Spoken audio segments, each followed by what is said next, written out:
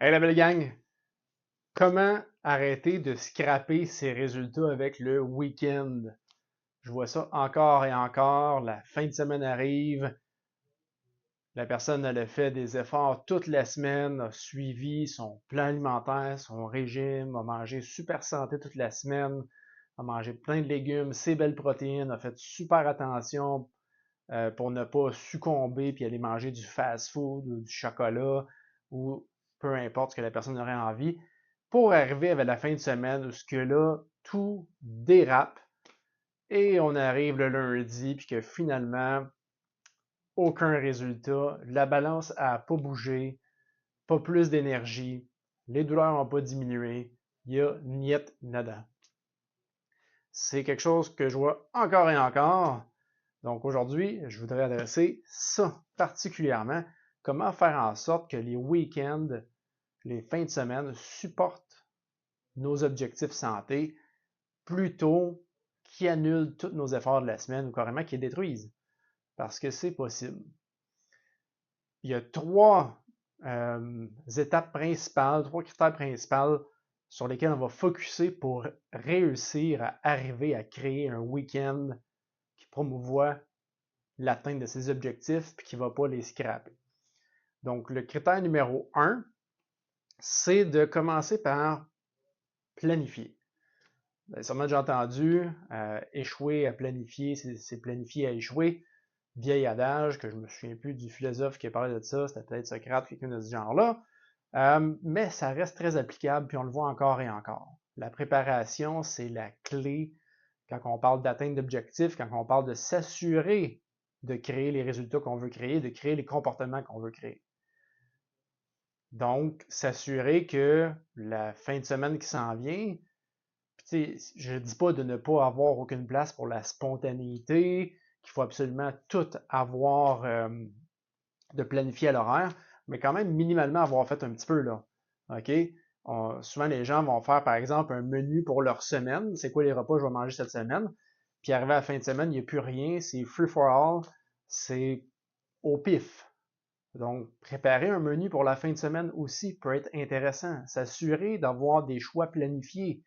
Si jamais on va au restaurant, ben planifier. OK, je vais au restaurant. Quand spécifiquement? C'est-tu le vendredi soir? C'est-tu le samedi? C'est-tu le dimanche? Est-ce qu'il y a plus qu'une fois? Est-ce que je vais faire des moins bons choix alimentaires toutes ces fois-là?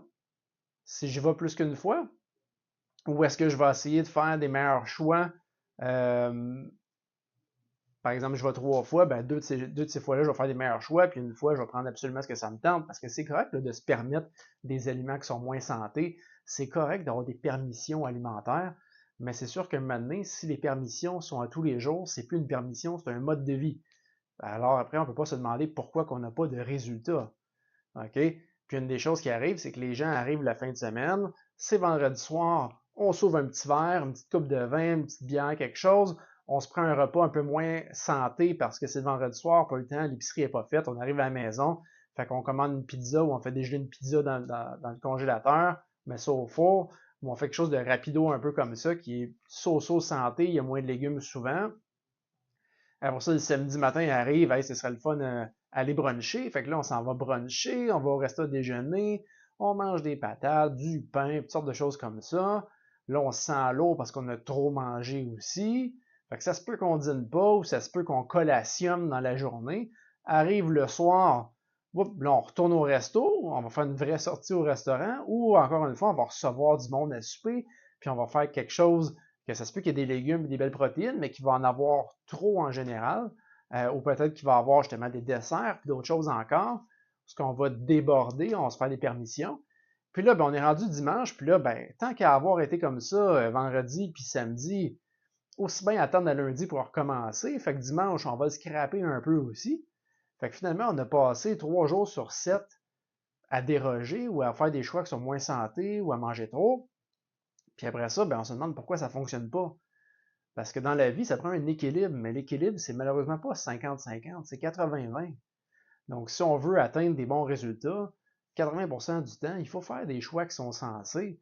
Puis oui, avoir un 20% où on se laisse de la latitude pour manger ce que ça nous tente de manger, pour faire ce que ça nous tente de faire. Hmm? Donc ça, c'est correct aussi, mais il faut quand même avoir un minimum de bonnes habitudes en place. Alors, se préparer est une des choses qui va nous permettre de garder ces bonnes habitudes-là la fin de semaine. Préparer, est-ce qu'il va y avoir des sorties au restaurant? Si oui, dans lesquelles? Est-ce qu'on le sait d'avance? Est-ce qu'on est capable de regarder le menu d'avance puis préparer les meilleurs choix quand on va être là? Préparer, est-ce qu'il y a des repas qu'on va faire en particulier? Est-ce que j'ai goût de boire de l'alcool? Est-ce que je suis obligé? Donc, préparer sa fin de semaine. Est-ce que je vais inclure l'activité physique? Est-ce que mon sommeil, je vais planifier de me coucher à la même heure, me lever à la même heure? Est-ce que ça va être différent? Est-ce que je vais négliger mon sommeil? Donc, préparer toutes ces choses-là. La deuxième chose, c'est se pratiquer à faire des bons choix. Parce que c'est une habitude de réussir à faire des bons choix aussi, de faire des meilleurs choix d'un point de vue mode de vie, alimentaire et tout ça. Donc, ça prend de la pratique. On n'est pas bon en partant, puis il faut faire des essais. Donc, par exemple, quand on va au restaurant, faire des meilleurs choix. Donc, au lieu de prendre des frites avec son burger, de prendre une salade ou des légumes, ou de remplacer le pain par de la laitue, ou de pas prendre un dessert puis de prendre un fruit à la maison, ou de ne pas prendre une consommation d'alcool, prendre un verre d'eau à la place. Donc, faire des meilleurs choix tranquillement comme ça, au lieu de se faire des toasts le matin, peut-être opter vers un pain qui est plus faible en glucides, plus haut en fibres, s'assurer de faire un meilleur choix en mettant une protéine au déjeuner quand il n'y en a pas. Donc, tranquillement, se donner la permission de faire des meilleurs choix et se pratiquer à le faire. Se pratiquer à le faire sans créer de frustration. Donc, c'est pour ça, tu vas au restaurant, tu veux faire un meilleur choix, mais c'est sûr que si tu avais vraiment le goût de manger des frites, ben, tu peux faire le choix là, de demander des légumes à la place,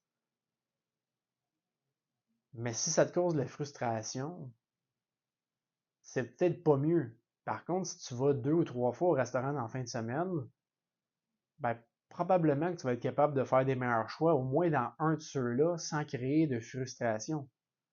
OK? Parce que tu vas avoir d'autres occasions de consommer les dites frites. Ou peut-être que tu préfères un bon choix, donnez-moi les légumes s'il vous plaît à la place, mais pouvez-vous m'apporter une mini portion de frites aussi en extra ou il y a moyen là, de faire ces choix-là, de s'arranger pour quand même ne pas créer une privation puis une frustration, tout en s'améliorant à faire les bons choix qu'on veut faire pour atteindre les objectifs qu'on veut atteindre. OK? Et le troisième point, c'est d'adopter un mindset, un état d'esprit qui est axé sur le progrès plutôt que la perfection. Je rencontre à tous les jours des gens qui se disent perfectionnistes, qui vont avoir un mindset de tout ou rien, et ça leur nuit grandement au niveau de la santé et des habitudes de vie. L'exemple tantôt de la fin de semaine, c'en est un exemple très flagrant de ça. J'ai déjà scrappé 2 jours, fait qu'aussi bien scraper le troisième, je recommencerai lundi. C'est un mindset de perfectionniste. C'est un tout ou rien.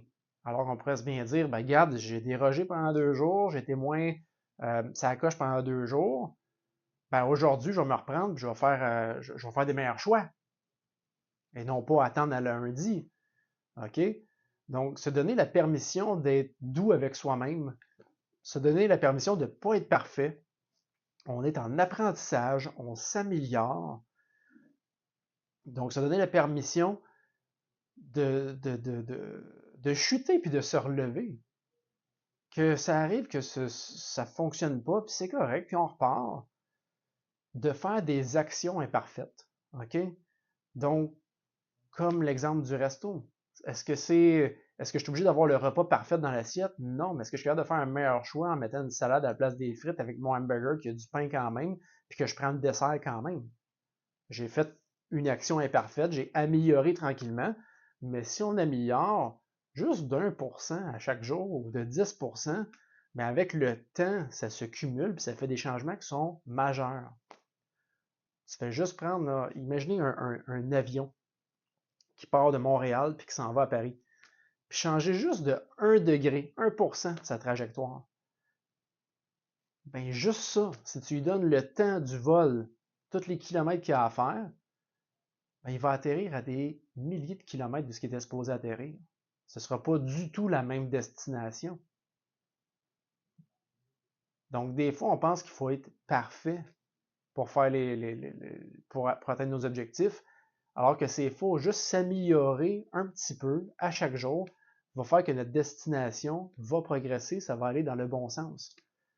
OK? On va atteindre une nouvelle destination. Donc, se donner la permission de ne pas être parfait, de faire des actions qui sont imparfaites, mais d'être en action. C'est ça le mot-clé, c'est d'être en action. Si on est trop dans sa tête à réfléchir, si on est paralysé parce que c'est pas parfait, ça avancera juste pas. Donc, il faut se donner cette permission-là de faire des actions qui sont peut-être pas parfaites, mais qui progressent vers l'objectif où je veux aller. Donc, j'espère que ces 3 steps-là vont pouvoir vous aider à transformer un peu vos week-ends pour être certain qu'ils soient un peu plus santé, puis que graduellement, ils s'améliorent pour aller vers vos objectifs santé de remise en forme, de perte de poids.